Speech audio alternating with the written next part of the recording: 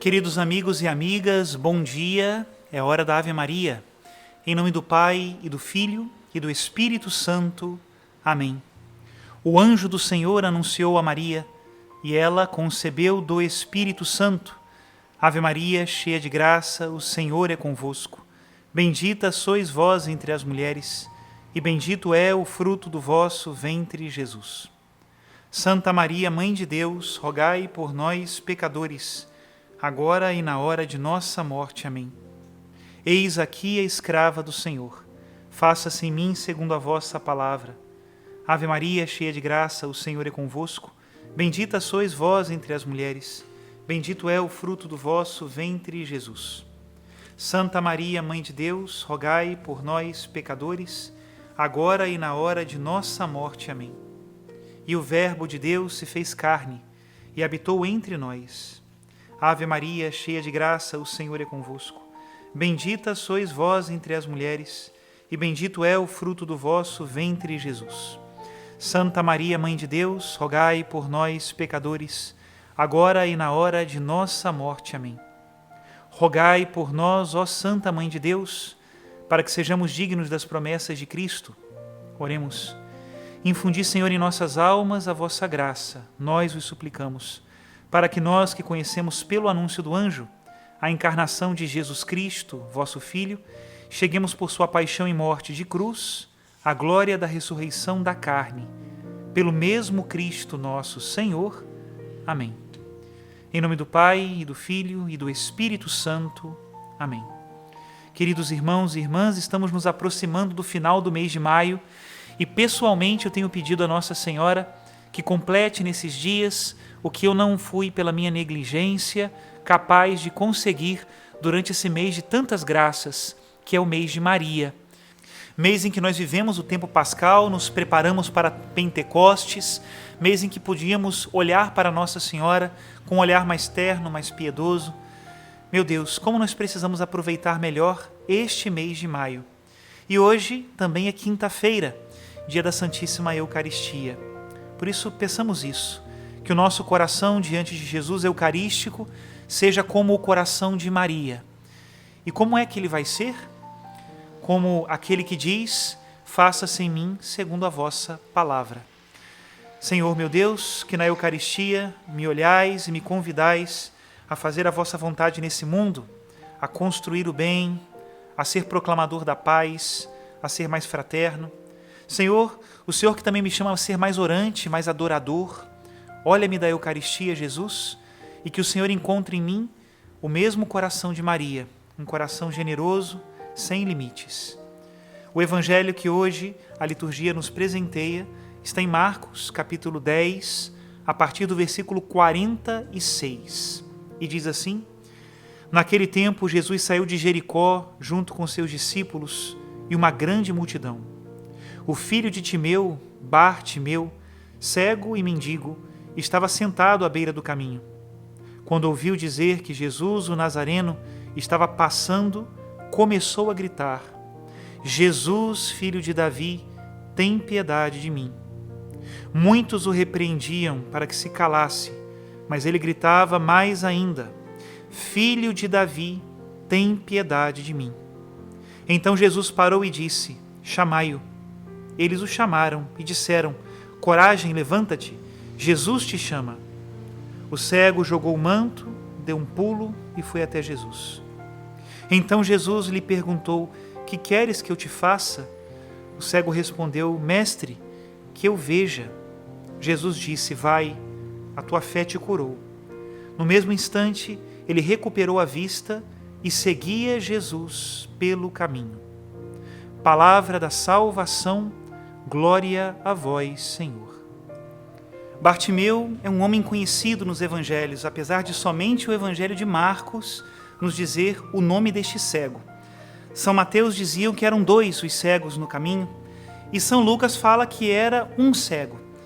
Os evangelistas não estão em contradição, provavelmente foram 2 de fato que foram curados, porém um deles era mais importante, a ponto de Marcos lembrar o seu nome, Bartimeu, que ao mesmo tempo significa filho de Timeu. É o nome dele e o nome do seu pai.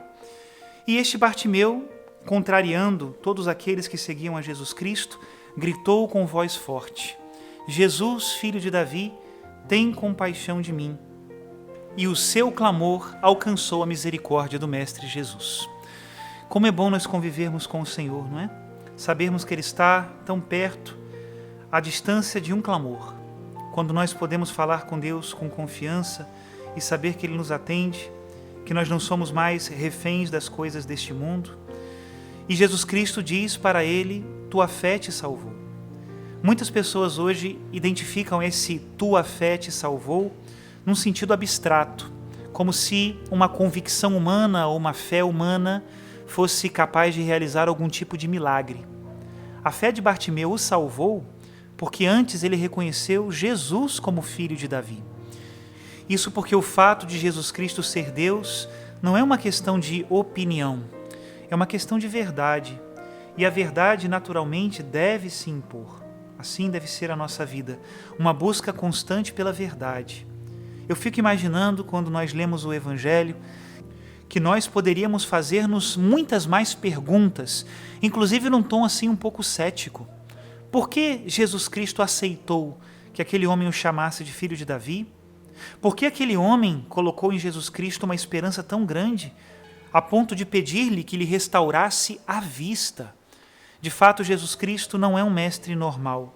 Não é mais alguém que passou por esse mundo como tantos outros que passaram e deixaram algo de sabedoria. Existe algo diferente nesse Jesus. E eu preciso descobrir isso. No tempo comum, eu sempre me coloco na escola dos discípulos de Jesus, inclusive esse é um novo título das nossas horas da Ave Maria, na escola dos discípulos, porque nós precisamos conhecer melhor o Mestre. O bom discípulo não é aquele que somente quer saber o que o Mestre diz e gravar os mandamentos que o Mestre dá, mas é aquele que quer conhecer o Mestre. E esse conhecimento é uma luz para os nossos olhos. E por isso, seguir a Jesus pelo caminho, que é o último versículo do Evangelho de hoje, vale mais do que recuperar simplesmente a visão sensível dos olhos. São Beda, que foi celebrado ontem, comenta o Evangelho de hoje dizendo uma coisa interessante. Ele diz assim: imitemos, pois, o cego também nós. Não peçamos do Senhor riquezas, bens terrenos ou honras, mas peçamos a luz, a qual podemos ver somente com os anjos e para a qual o caminho é a fé. Por isso respondeu ao cego: tua fé te salvou. Pois vê e segue aquele que pratica o bem compreendido. Com efeito, segue a Jesus quem pratica o bem que compreendeu, quem o imita, quem não quer ter bom êxito neste mundo e quem tolerou as afrontas e as zombarias. Até aqui a citação de São Beda, doutor da Igreja. E por que São Beda faz questão de nos falar das zombarias? Porque nem sempre seremos justamente julgados neste mundo.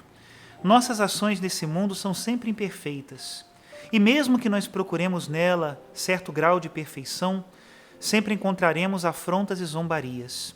Porque o juízo do mundo também não é um juízo justo. Jesus Cristo só fez o bem e mesmo assim encontrou afrontas e zombarias. A pergunta é se nós queremos seguir a Jesus, fazendo somente o bem. Bartimeu seguiu a Jesus pelo caminho, por isso a vista dele lhe valeu muito, lhe valeu a vida eterna. Nós também precisamos tomar essa decisão. Senhor, eu quero te seguir pelo caminho. Por isso, dá-me olhos para ver qual o caminho que eu preciso seguir. E também dá-me olhos para saber o que eu preciso renunciar, para te seguir com alegria pelo caminho da verdade. A tua fé, meu irmão, minha irmã, te salvará, mas somente se for uma fé na verdade.